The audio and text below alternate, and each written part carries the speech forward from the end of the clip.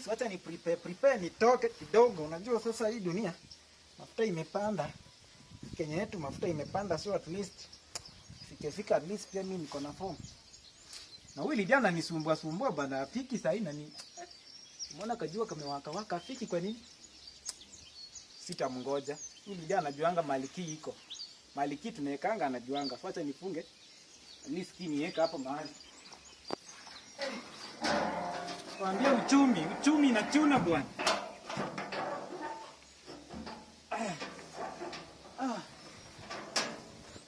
Niweka hapa juu tumekanga hapa at least aone. At least hata nikimbia kidogo. Na hii huku nikaa nimeweza.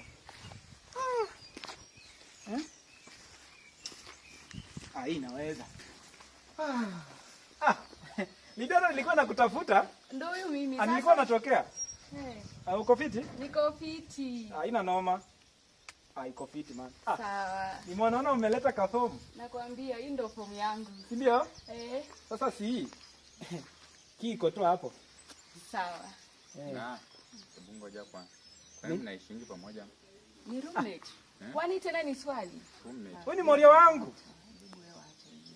Wacha kuniharibisha na wewe. Iko fiti Lydia. Sawa, iko poa.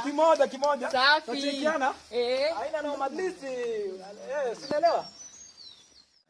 Sasa mimi kwa nini kucheze? Babe, vile uko smart hivi. Wewe mtu mnaishi naye. Ni roommate tu, ni best. Roommate sasa ndio nini? Roommate inakutia hapa mambo yao. Ngoja. Amesema. Babe, wewe ni mrefu unaweza nichukulia tafadhali. Mambo ya kwanza kusema ati roommate, mbona kama roommate kana muone. Tawe, yani sasa umuntu mukiuturi nyala na kuina yana. Funga ngamo tuingie ndani haraka.